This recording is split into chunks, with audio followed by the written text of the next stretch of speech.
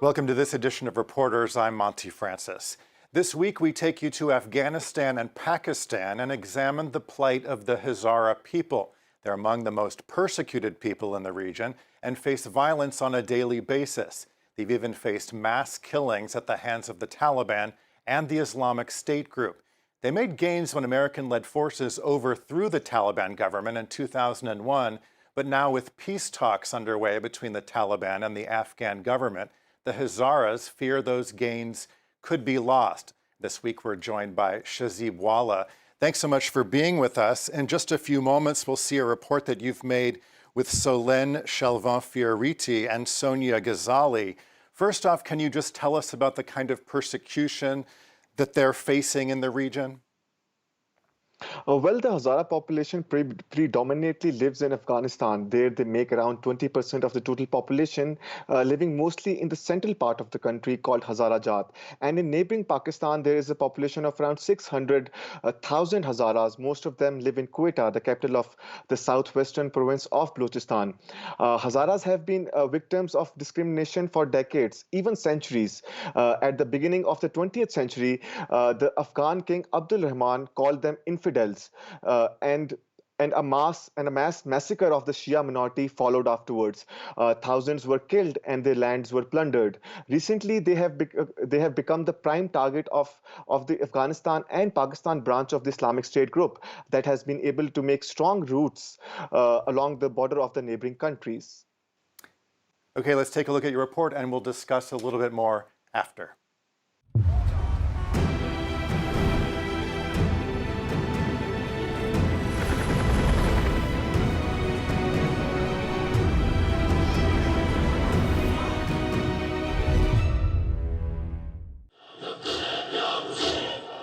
Anger and despair in the streets of Quetta.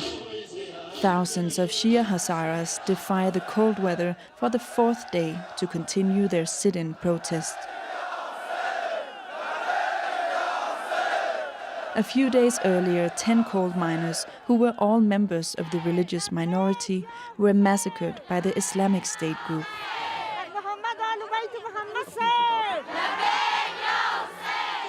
In this time of mourning, the Hazara community calls upon Hussein ibn Ali, the grandson of the Prophet Muhammad, who was beheaded in 680 in Karbala, Iraq.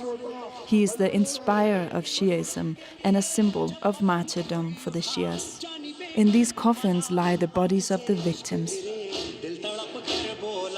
Among them, the father and brother of this young girl. They worked in the coal mine to make a living. It was night. They were asleep. Terrorists came and blindfolded them.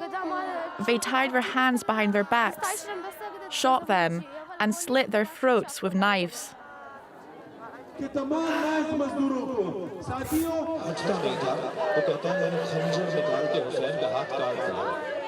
We're forced to dig mass graves. Oh, Prime Minister, for God's sake, do us justice.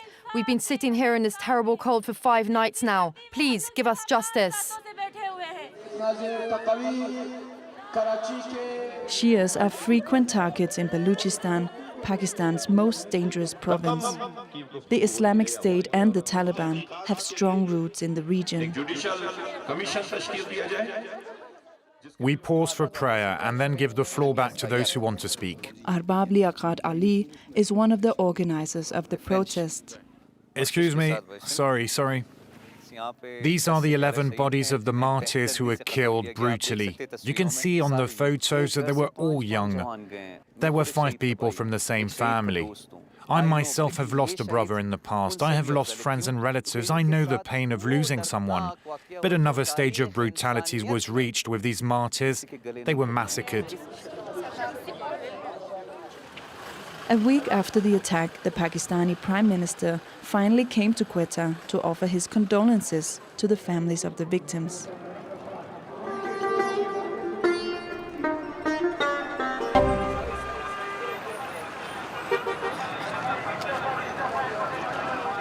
In neighboring Afghanistan, the situation is even worse. The Islamic State group sees the Hazaras as one of its main targets. 4 years ago, a suicide bomber from the extremist group targeted this Shia mosque. Since then, it's been under the protection of armed guards 24 hours a day. How's the situation? Everything is fine for now. Have you seen anything suspicious? Thank God, no, but we're vigilant. We have 5 armed guards and a woman who searches women at the entrance. All the guards are paid by the government, except one who's paid by the community.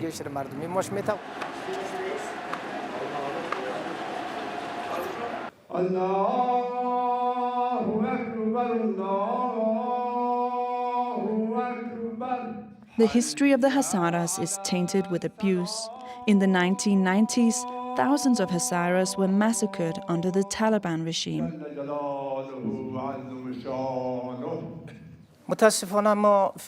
Unfortunately, I think the Shias are going through the most difficult period in their history. For us, it can't be worse or more dangerous than this.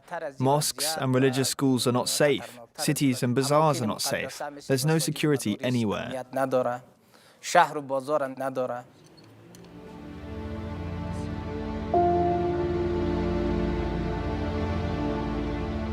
Back in Pakistan, in Quetta. Behind these walls is Hazara town, home to more than 600,000 members of the Hazara community. All entrances are guarded by paramilitary forces.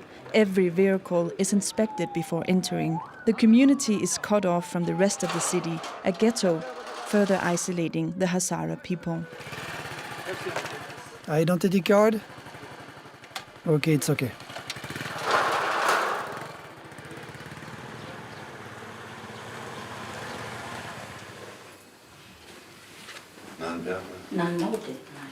We meet Arbab Liaqat at his family house. He lives with his parents. We live in confinement. There are checkpoints all around the town. People cannot come and meet us openly, especially the Pashtuns, Baluchis and Christians. If they try to enter our area, they are stopped by the militia guards and they ask them to prove their identity. We have the impression that we live in a military base. When I come home at night, I have to show my ID. My paternal grandfather came to Pakistan when the Afghan king Abdul Rahman massacred thousands of Hazaras, so they fled to take refuge here. That was 150 years ago. Whenever I'm alone, I complain to my ancestors and ask them why they settled in such a country. You could have gone to Germany, I tell them, or you could have fled to Iran. We wouldn't be targeted like this over there.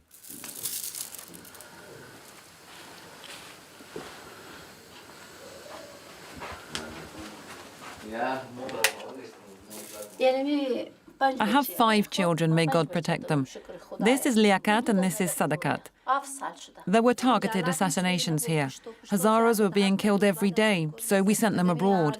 One of them was 16 years old and the other was 18.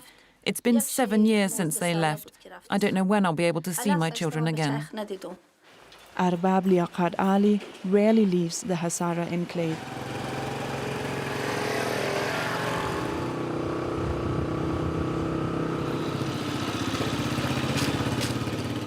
He teaches English at a tuition center.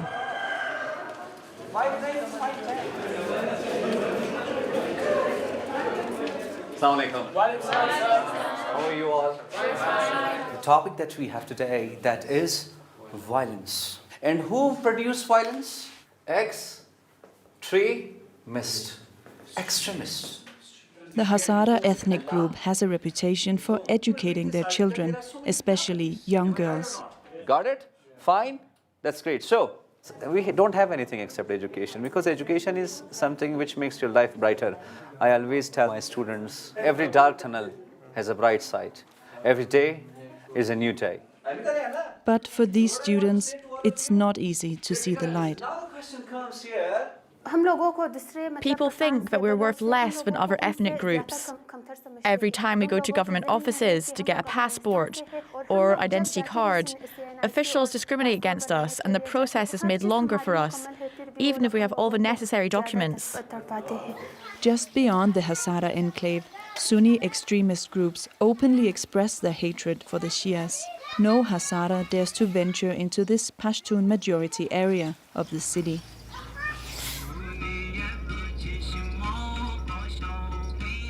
In central Afghanistan, the Hazaras have their own territory, the Hazara Jat, meaning the land of the Hazaras. The rural province of Daikundi is one of the most isolated and poorest in the country. But there is a social progressiveness here which has favored women.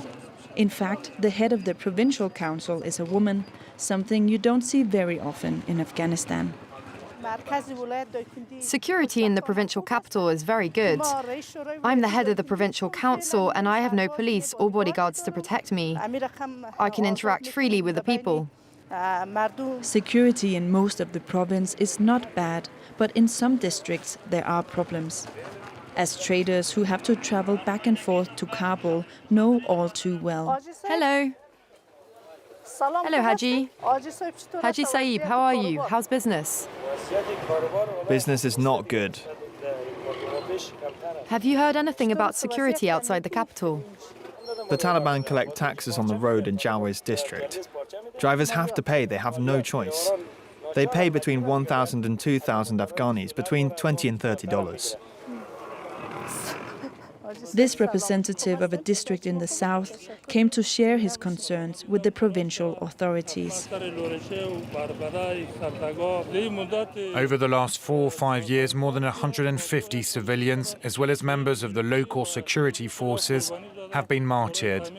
They have been killed by the Taliban, Al-Qaeda and Daesh. I've heard that the local police at the checkpoints have nothing. They don't have proper cover and not enough ammunition nor proper cars for transportation. What can be done? Have you complained? Police in other parts of the country have equipment. They are well treated, but that's not the case here.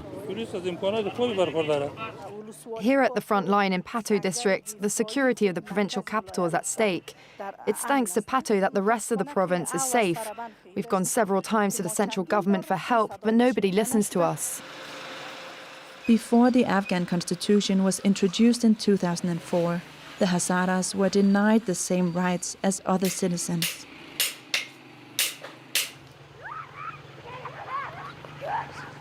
Farmers like Asadullah Khan have taken up arms to defend themselves against the Taliban.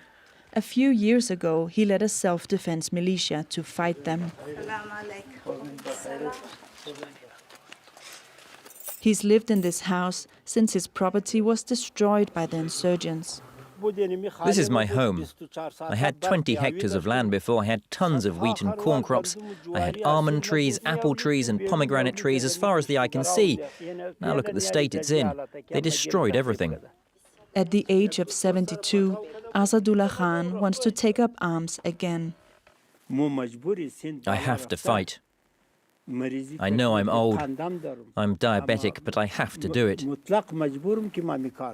Either I die or I get my property back. 500 farmers like me are ready to follow me if the government gives us weapons and money. He decides to go to Kabul to present his request to the authorities, but his request will remain unheard.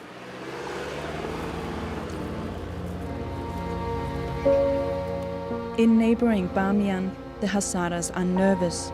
There was an explosion 4 months ago near the famous statues of the Buddha that were blown up by the Taliban 20 years ago.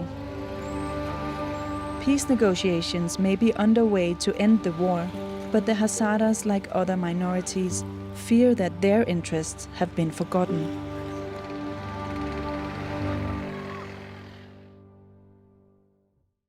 And we're back with Shazib Walla. In your report, we understand that the security situation of the Hazaras has deteriorated in recent years. There are attacks by the Taliban, particularly on routes taken by the Hazaras to return to their lands in the center of the country. You met an owner of a minibus company that makes these trips. What do drivers like him face at these checkpoints manned by the Taliban? Well, at this point of time, the Taliban control more territory in Afghanistan since any other time in the past 20 years. They impose their own law in these areas and tax vehicles that are passing through. There have been even reports of Hazara commuters that were being kidnapped and tortured by the Taliban while they were just trying to pass through the territory controlled by the insurgent group. We actually met with the Hazara owner of a minibus company, and he explained to us the ordeal of traveling through Taliban-controlled areas. The Taliban charge our passengers as well as the driver. They give receipts to each person after collecting the money. The car drivers have to pay 1,000, 1,500 or 2,000 Afghanis, about $20. In total, they take between 5,000 and 10,000 Afghanis per minibus, about $130. Nobody wants to travel in such conditions. So with the Americans pulling out of Afghanistan, what effect do you think that will have on the Hazaras? For the Hazaras, without a doubt, this retreat of troops mean exposing them even more to potential Taliban attacks. In the Hazara Jat, Taliban attacks on government checkpoints have multiplied in recent years, and the locals worry if there is a withdrawal of foreign forces without a comprehensive ceasefire in the country, they will eventually lose their territory to the insurgent group. Well, so in your report, there is a pretty striking moment. It takes place in the Hazaras' home province. There, women enjoy a certain freedom. Is that now under threat? Well, definitely Hazaras are one of the most educated and progressive ethnic group in Afghanistan. If you go to the western side of Kabul, where most of the population is Hazara, you will find cafes, coffee shops run by women, which is not common in Afghanistan. We went to Daikundi in central Afghanistan, and the local officials told us that they have the highest rate of admissions of students in the best Afghan universities. In general, Hazaras invest a lot in the education of youth, especially girls. And this lifestyle will definitely be threatened if the Taliban come back into power, because no doubt Taliban will try to impose a very conservative and hardline interpretation of Islam, in which there will be very less space for progressive values, especially when it comes to women. Okay, Shazib, thanks so much for your report.